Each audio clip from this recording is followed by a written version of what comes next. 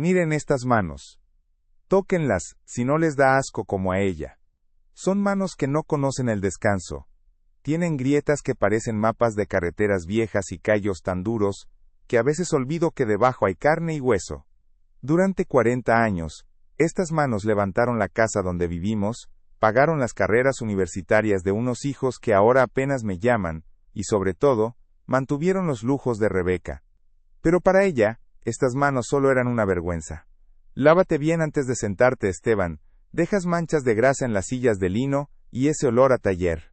Simplemente no lo soporto más, me dijo el martes pasado, mientras se ajustaba un collar de perlas que, irónicamente, mis manos callosas habían pagado. Rebeca siempre fue una mujer de clase, o eso le gustaba creer. En los últimos años, su desprecio por mi trabajo como mecánico industrial y contratista de obra se volvió una enfermedad. Me miraba como si yo fuera el mobiliario viejo de una mansión que ella intentaba vender. Pero lo que ella no sabía, lo que nadie en esa mesa sabía mientras se reían de mis uñas manchadas de aceite, es que el obrero que tenían enfrente acababa de recibir una llamada que iba a demoler su mundo de cristal. Todo empezó a desmoronarse, o quizás a reconstruirse hace un mes. Rebeca empezó a ausentarse los fines de semana. Retiros espirituales, decía. Visitas a mi prima en la capital, juraba. Yo no soy un hombre estúpido, solo soy un hombre cansado. Sabía que se veía con alguien. Lo sabía por el perfume caro que no le regalé yo, y por la forma en que escondía su teléfono como si fuera un tesoro nacional. El hombre en cuestión era Julián Varga, un empresario de esos que usan trajes de 3 piezas, y nunca han levantado nada más pesado que una pluma de oro. Era el dueño de La Herradura, la finca más codiciada de la región, un lugar que Rebeca mencionaba en cada cena como el estándar de vida al que ella realmente pertenecía. La humillación final ocurrió durante la cena de nuestro aniversario número 35. Habíamos ido a un restaurante donde el vino costaba más que mis herramientas de precisión. Ella invitó a sus amigas de la alta sociedad. Yo estaba allí, sentado en la esquina, intentando ocultar mis manos bajo la mesa. Esteban es un hombre de gustos simples, dijo Rebeca soltando una risita falsa mientras bebía su chardonnay. A veces me pregunto si sus manos alguna vez sentirán la diferencia entre el terciopelo y la lija. Es una pena que después de tanto tiempo, no haya podido pulir su origen. Las otras mujeres rieron. Yo sentí un calor subiendo por mi cuello, una mezcla de rabia y una tristeza profunda que te aprieta el pecho. Me levanté para ir al baño, solo para tomar aire, y en el pasillo la escuché susurrarle a una de sus amigas. Julián dice que mis manos son de seda, no como las de mi marido, que parecen raíces de árbol viejo. Ya falta poco, pronto no tendré que oler a motor cada vez que entro a mi propia cama. Me quedé helado. No fue la traición lo que me rompió, fue el asco que sentía la mujer por la que me había roto la espalda durante 3 décadas. Pero la vida tiene una forma muy extraña de equilibrar las cargas. 2 días después, Julián Varga murió. Un ataque al corazón fulminante en su oficina. Rebeca estuvo desconsolada por una migraña que la mantuvo encerrada 3 días. Yo, mientras tanto, recibí una visita en mi taller. Era un abogado de traje gris, con un maletín de cuero gastado. Se presentó como el ejecutor testamentario de don Julián.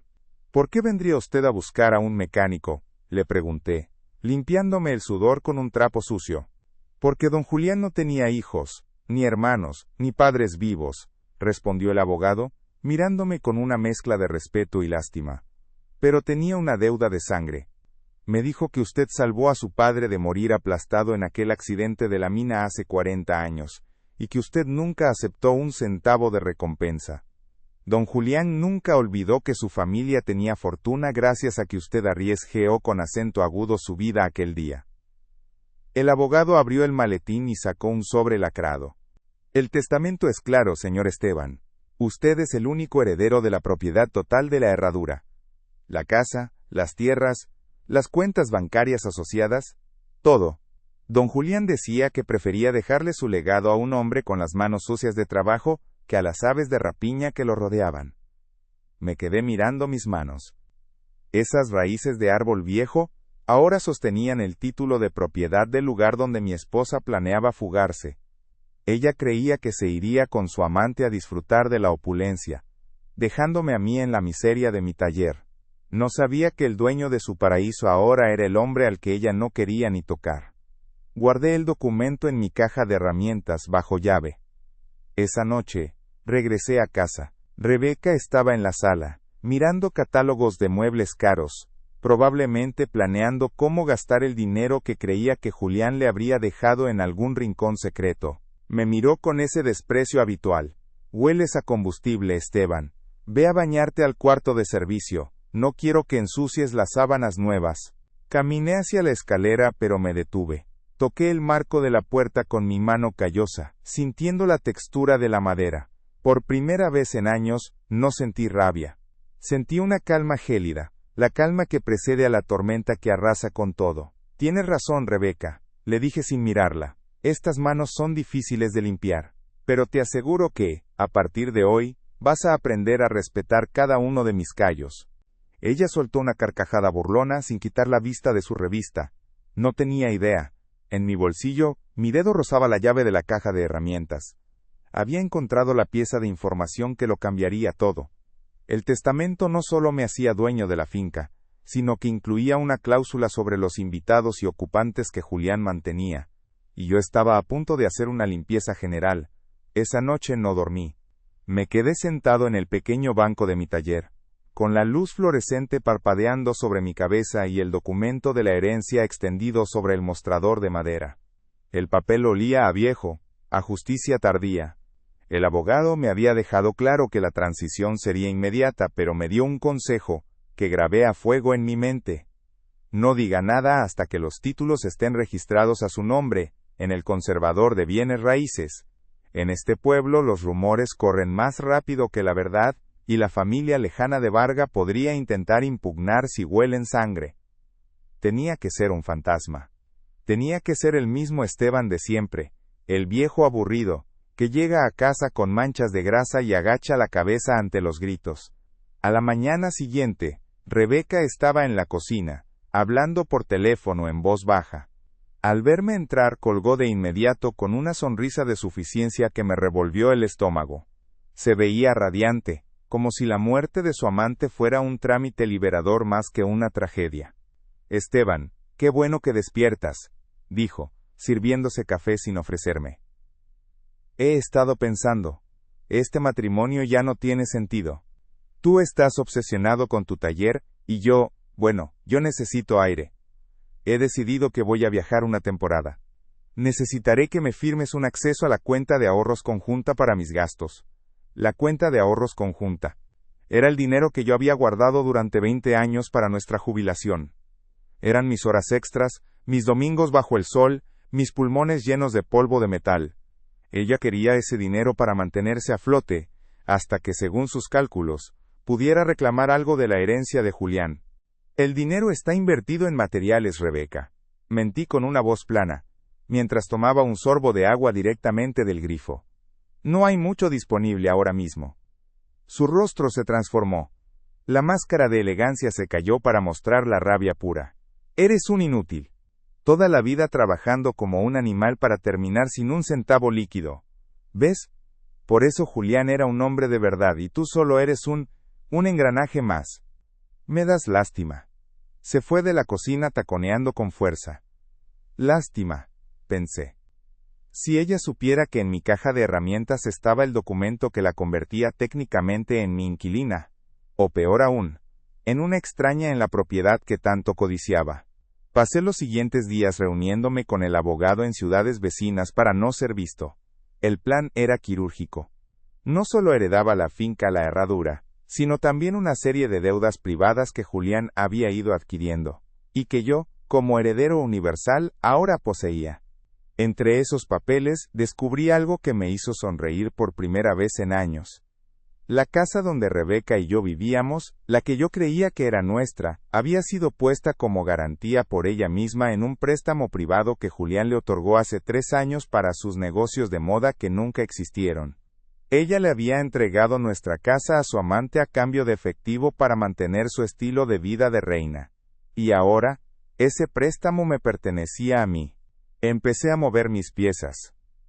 Visité a un viejo amigo del registro civil y a un contador que me debía un favor desde los años 90.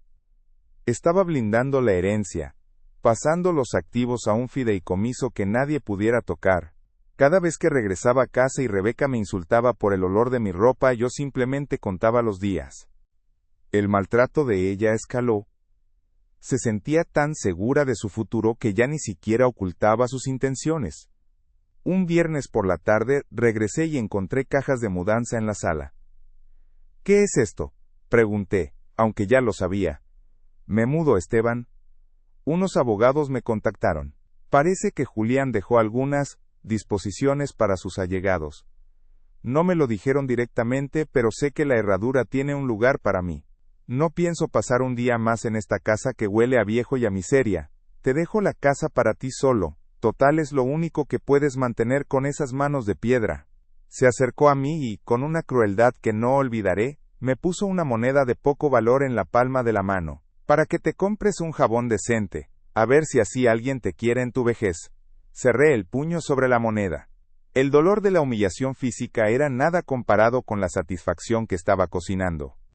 Espero que la finca sea todo lo que sueñas, Rebeca, le dije, manteniendo la mirada baja, fingiendo una derrota total.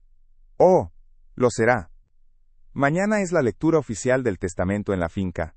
No te invitaría, pero como todavía legalmente eres mi esposo, el abogado dice que debes estar presente para firmar tu renuncia a cualquier bien que yo reciba. No pongas problemas, Esteban, firma y vete a tu taller a morir tranquilo. Se dio la vuelta y subió las escaleras, riendo. Yo me quedé en la penumbra de la sala. Saqué mi teléfono y envié un mensaje corto al abogado. Todo está listo. Mañana cerramos el motor. El ultimátum estaba dado. Ella creía que mañana sería el día en que se convertiría en la dueña de la mejor propiedad de la región, y se desharía de su marido obrero. No se imaginaba que yo ya había firmado las órdenes de desalojo para cualquier persona que no fuera el propietario legal. Mañana, esas manos callosas que ella tanto despreciaba iban a firmar el fin de su fantasía. El amanecer del sábado fue gris y pesado, como el hierro frío. Me levanté antes que el sol, pero no para ir al taller, sino para prepararme para el acto final de esta farsa. Me puse mi mejor traje, uno que había comprado hace 10 años para la graduación de mi hijo menor, y que Rebeca siempre decía que me quedaba, como a un campesino disfrazado. Me miré al espejo y vi a un hombre que ya no tenía miedo. Mis manos, aunque limpias, seguían mostrando esas grietas profundas, pero hoy no intenté esconderlas. Hoy, esas manos eran mis armas. Rebeca bajó las escaleras 2 horas después, luciendo un vestido negro de diseñador que gritaba, viuda adinerada, sin haber estado nunca casada con el difunto. Se sorprendió al verme vestido así, pero su sorpresa se convirtió rápidamente en una carcajada burlona. ¿A dónde crees que vas con ese traje tan ridículo, Esteban? Pareces un chofer retirado. Espero que no pretendas sentarte conmigo en la mesa principal. Mantente atrás, firma los papeles de renuncia y desaparece. No quiero que avergüences mi gran entrada en la herradura. Solo cumplo con lo que pidió el abogado, Rebeca. Dijiste que mi presencia era necesaria. Respondí con una voz tan plana que ella no pudo detectar la ironía. El trayecto hacia la finca fue un monólogo de su arrogancia. Ella conducía el auto que yo había mantenido funcionando durante años, quejándose del ruido del motor y de cómo pronto se compraría un modelo europeo con el dinero de Julián. Yo miraba por la ventana, viendo pasar los campos que ahora eran míos, cada árbol, cada cerca de piedra, cada hectárea de tierra negra y fértil me pertenecía. Ella señalaba la mansión a lo lejos, en la cima de la colina, con una ambición que le brillaba en los ojos como un fuego maligno. Mira eso, Esteban, eso es clase. Eso es poder. Algo que nunca entenderías entre tus tuercas y tus aceites. Sentenció mientras estacionaba frente a la gran entrada de mármol. Al llegar, la propiedad estaba llena de gente, primos lejanos de Julián, socios de negocios con caras de hiena y abogados de ciudad con maletines relucientes. Todos se miraban con desconfianza, midiendo quién se llevaría el trozo más grande del pastel. Rebeca caminaba entre ellos con la cabeza en alto, saludando como si ya fuera la dueña de casa. repartiendo sonrisas de complicidad a quienes ella consideraba de su nivel. A mí me dejaron en un rincón, cerca de la puerta de servicio. Nadie me ofreció agua, nadie me dirigió la palabra, excepto por las miradas de lástima de algunos que sabían que yo era el marido engañado. Yo dejé que lo creyeran. La agonía de fingir la derrota era real, sentía un nudo en la garganta al verla burlarse de nuestro matrimonio frente a extraños, pero me obligué a tragarme el orgullo.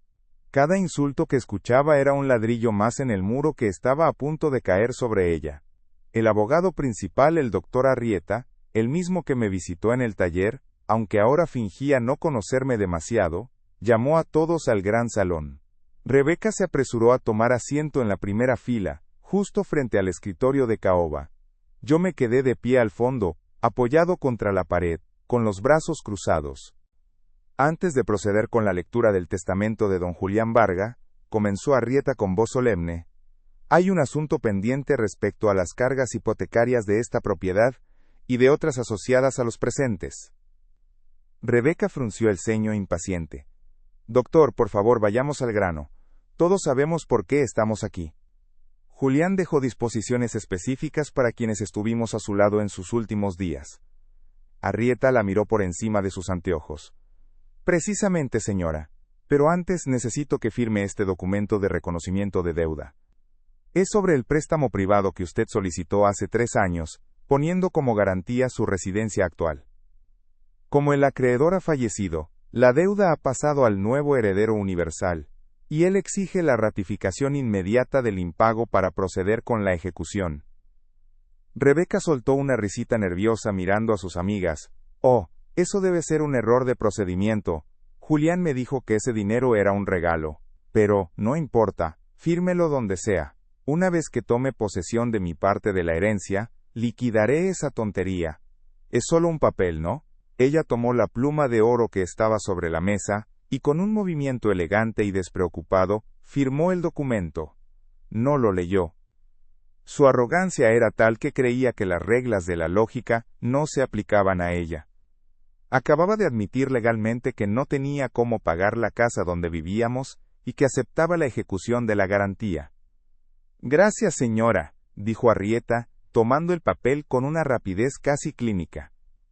Ahora que la señora ha ratificado que no puede cubrir sus deudas personales, y que éstas pasan a manos del heredero, procedamos a la lectura del beneficiario único de todos los bienes, derechos y acciones de don Julián Varga.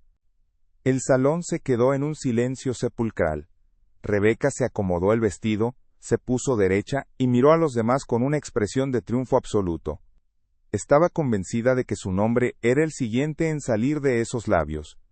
Yo, Julián Varga, estando en pleno uso de mis facultades, declaro como mi único y universal heredero de la totalidad de mi patrimonio, incluyendo la finca La Herradura y todas las acreencias activas, a la única persona que demostró honor y desinterés en mi vida. Rebeca comenzó a levantarse del asiento, con una sonrisa de victoria ya dibujada en el rostro. .. al señor Esteban Rivas. El silencio que siguió no fue de paz, fue el silencio de una explosión contenida. Rebeca se quedó a medio camino entre sentada y de pie, con la boca abierta y los ojos desorbitados. Se giró lentamente hacia el fondo de la sala, donde yo seguía apoyado contra la pared, con mis manos callosas finalmente a la vista de todos. ¿Quién?, tartamudeó ella con la voz quebrada. ¿Esteban? ¿Mi Esteban? Eso es imposible. Él es un mecánico. Él no es nadie. En ese momento, el doctor Arrieta me hizo un gesto para que me acercara. Caminé por el pasillo central, y cada paso que daba se sentía como si recuperara un año de mi vida robada. Al llegar frente a ella, no le dije nada. Solo la miré a los ojos. El error clave, Rebeca, dijo el abogado con una frialdad cortante, es que usted firmó la ratificación de desalojo de su propia casa hace exactamente 1 minuto. Y el dueño de esa casa, y de esta finca, ahora es su marido. El caos estaba a punto de estallar. El salón, que antes zumbaba con murmullos de codicia y arrogancia, se convirtió en una tumba de mármol. Rebeca seguía congelada, con la pluma de oro todavía en la mano, como si el tiempo se hubiera detenido en el preciso instante en que su fantasía fue degollada por la realidad. Los invitados se miraban entre sí, confundidos, buscando en mi rostro al hombre invisible que habían ignorado minutos antes. «Esto es una broma de mal gusto», gritó Rebeca finalmente, recuperando el aire, pero no la compostura. Su voz, antes melodiosa y falsa, ahora era un chillido histérico. «Esteban no conoce a Julián. Él no sabe nada de finanzas, de tierras, de nada que no tenga grasa. Ese testamento tiene que ser falso. Tú», señaló al abogado con el dedo tembloroso, «tú estás compinchado con este viejo mugriento». Caminé con paso firme hasta el escritorio de caoba. Por primera vez en décadas, no encogí los hombros. Me puse derecho, sintiendo cómo cada vértebra de mi espalda, castigada por años de trabajo pesado, reclamaba su lugar. Apoyé mis manos sobre la madera pulida. Mis uñas, aunque limpias, tenían esas manchas profundas de aceite que nunca se van del todo, un contraste violento contra el lujo del salón. «No es falso, Rebeca», dije, y mi voz sonó profunda, resonando en las paredes como el trueno antes de la tormenta. «Lo que es falso es la vida que creíste que podías construir sobre mis costillas. Julián no me dejó esto por ser su amigo. Me lo dejó por una deuda de honor que tú, con toda tu clase, jamás entenderías. Él sabía quién era yo, y sobre todo sabía quién eras tú». Saqué del bolsillo interior de mi saco un sobre pequeño, no era del abogado. Era una nota personal que Julián me había dejado junto a las escrituras, entregada por Arrieta días antes. «¿Quieres saber qué decía Julián?», pregunté, mirándola fijamente. Ella dio un paso atrás, tropezando con su propio vestido. Decía que se arrepentía de haber dejado entrar a una hiena en su jardín, que cada vez que tú le pedías dinero despreciando a tu marido, él sentía asco. Me dejó esta finca para que yo hiciera lo que él no tuvo el valor de hacer en vida: limpiar la maleza.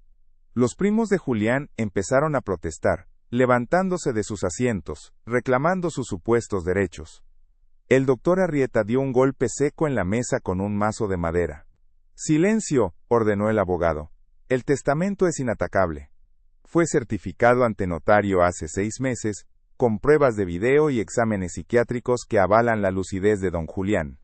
Además, el señor Esteban Rivas no solo hereda los activos, como mencioné antes, ha tomado posesión de los pasivos. Señora Rebeca, usted acaba de firmar, delante de todos estos testigos, la ratificación de una deuda que no puede pagar. Y la garantía de esa deuda es la casa donde vive». Rebeca miró el papel que acababa de firmar. Sus ojos se abrieron tanto que parecieron querer saltar de sus órbitas. La comprensión de su error la golpeó como un mazo físico. Se desplomó en la silla, con el rostro pálido, la máscara de belleza desmoronándose en arrugas de terror puro. «Esteban, mi amor», tartamudeó, intentando cambiar el tono, buscando esa manipulación que siempre le había funcionado conmigo. «Tú no me harías esto. Somos esposos. Todo lo que es tuyo, es mío. Podemos olvidar esto. Podemos mudarnos aquí juntos, como siempre soñamos». «¿Cómo tú, soñaste, Rebeca?», la interrumpí con una sonrisa amarga. «Tú no soñaste esto conmigo. Tú soñaste esto sobre mi cadáver. Hace 2 horas me dijiste que era un inútil, que mis manos te daban asco y que esperabas que me muriera en mi taller. Pues bien, el inútil acaba de comprar tu destino». Me giré hacia el resto de los presentes, los socios y familiares que me habían mirado como a un bicho raro al entrar. «En cuanto a ustedes», dije con autoridad, «tienen 10 minutos para abandonar mi propiedad. Las cuentas de la empresa Varga están congeladas para una auditoría forense que mis contadores iniciarán mañana. Si falta un solo centavo, estas manos que tanto desprecian sabrán cómo firmar las denuncias penales correspondientes». El caos estalló.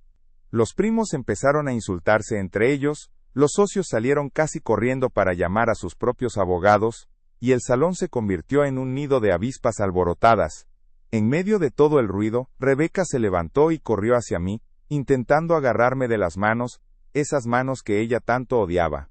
«No puedes echarme. Soy tu esposa», gritó, con las lágrimas arruinando su maquillaje costoso. Me solté de su agarre con una frialdad que me sorprendió a mí mismo. «Mañana recibirás la notificación de divorcio, Rebeca. Y respecto a la casa, no te estoy echando hoy. Tienes hasta el lunes para sacar tus cosas en bolsas de basura. Porque el lunes las herraduras cambian, y esta finca». Miré a mi alrededor al esplendor de la herradura, Esta finca nunca verá tus pies otra vez.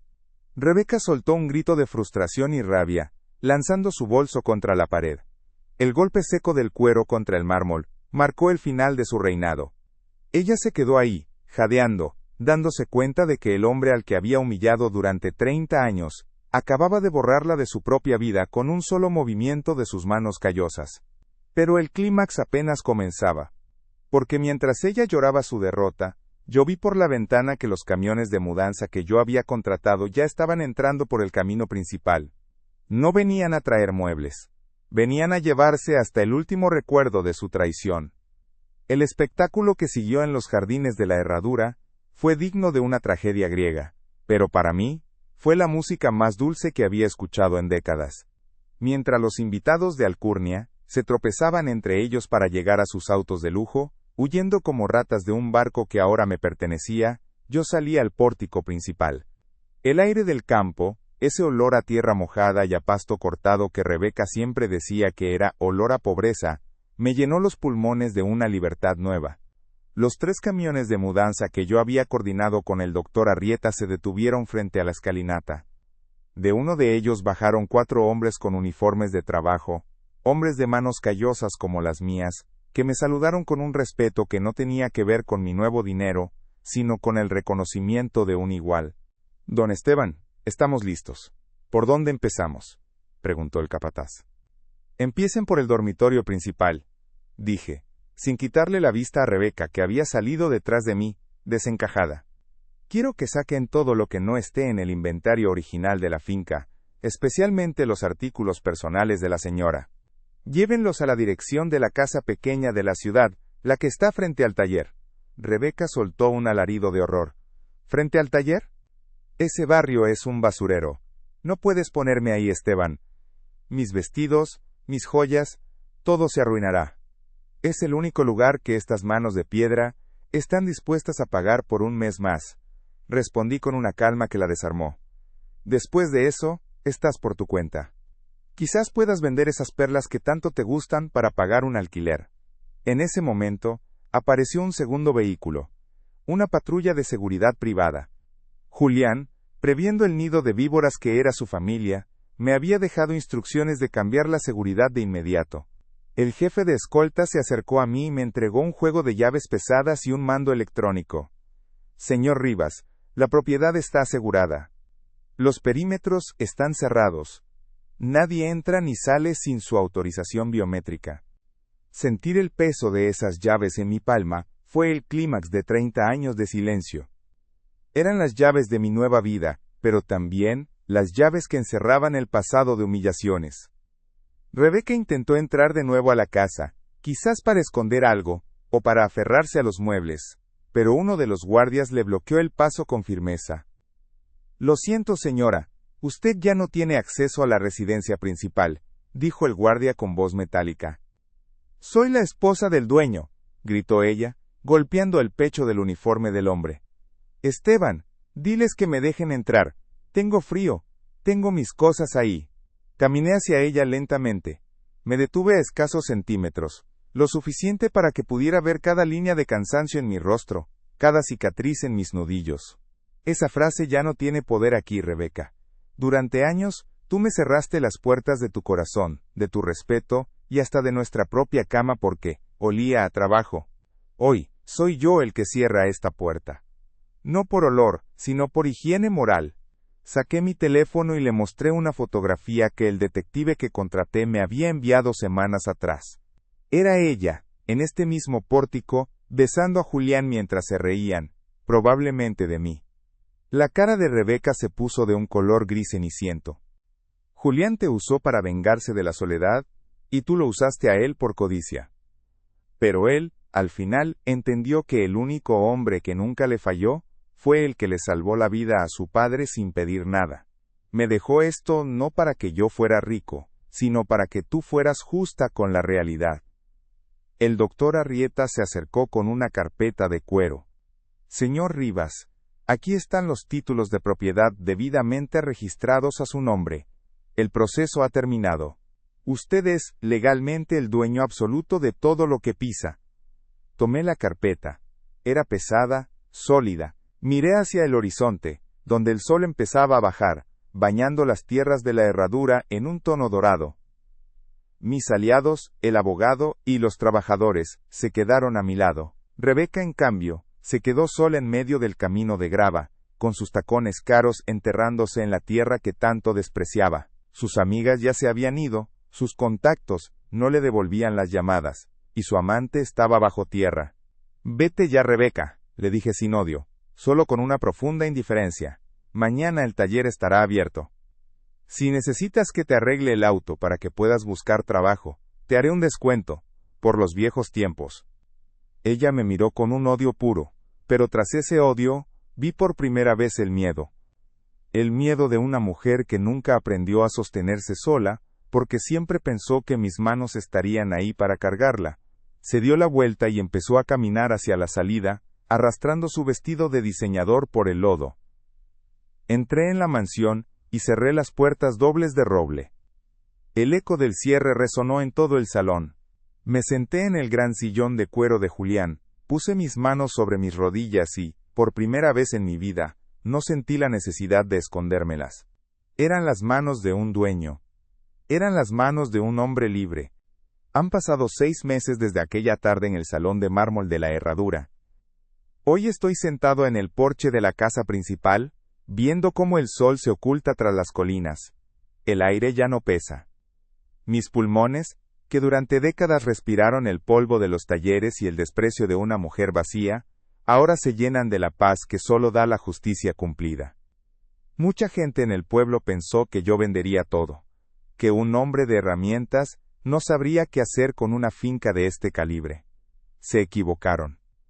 No saben que un mecánico entiende de estructuras, de engranajes, y de cómo hacer que las cosas funcionen desde adentro hacia afuera. He convertido la finca en un modelo de producción agrícola tecnificada. Mis trabajadores tienen sueldos dignos y equipo de seguridad de primera, porque yo sé lo que es jugarse el pellejo sin que nadie te lo agradezca. Mis manos siguen teniendo callos, pero ahora estos callos firman cheques que cambian vidas y mantienen un legado que me gané con honor. ¿Y Rebeca? A veces recibo noticias suyas, aunque nunca por voluntad propia. El abogado Arrieta me informó que intentó impugnar el testamento 3 veces, gastando lo poco que le quedaba en abogados de segunda categoría que solo le sacaron el dinero antes de decirle que no tenía ninguna oportunidad. La última vez que alguien la vio, estaba trabajando como recepcionista en una clínica estética, el único lugar donde su obsesión por la apariencia le sirvió para algo. Vive en aquel departamento pequeño frente a mi antiguo taller, viendo cada día el letrero de Rivas e Hijos que tanto le avergonzaba. Dicen que cierra las ventanas para no oler el aceite, pero el destino tiene un sentido del humor muy fino. Ahora ella tiene que trabajar 10 horas al día para pagarse el mismo perfume que antes yo le compraba con mi sudor. Mis hijos vinieron a buscarme hace unos meses. Aparecieron con sonrisas ensayadas y abrazos que olían a interés. «Papá, qué alegría que estés bien. Papá, necesitamos hablar de unos proyectos». Los escuché con la misma serenidad con la que escucho el motor de un tractor viejo. No les guardo rencor, pero tampoco les guardo un lugar en mi mesa principal. Les di una suma de dinero suficiente para que no pasen hambre, pero les dejé claro que la herradura no es una alcancía, es un santuario al trabajo duro.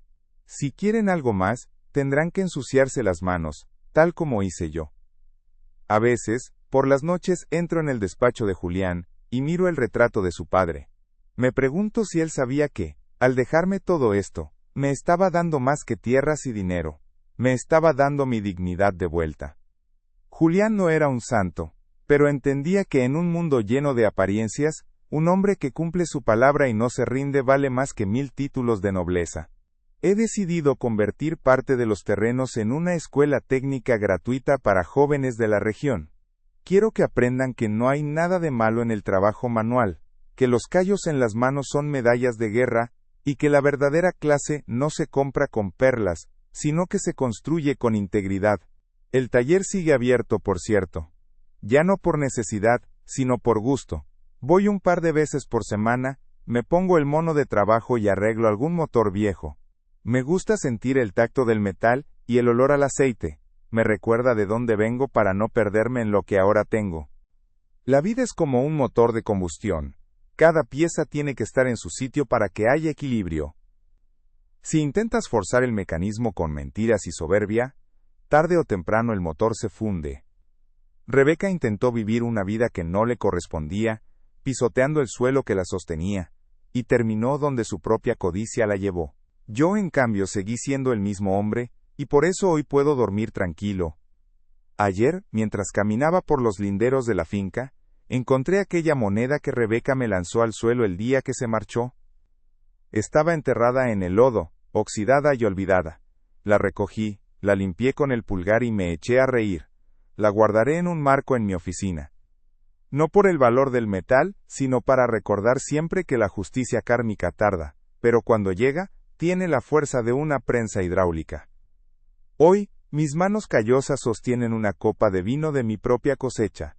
Miro mis dedos, gruesos y marcados por el tiempo, y ya no siento la necesidad de esconderlos bajo la mesa. Estas manos levantaron un imperio de la nada, estas manos soportaron la traición sin quebrarse, y estas manos son las que hoy disfrutan de la dulce victoria, de quien supo esperar su momento.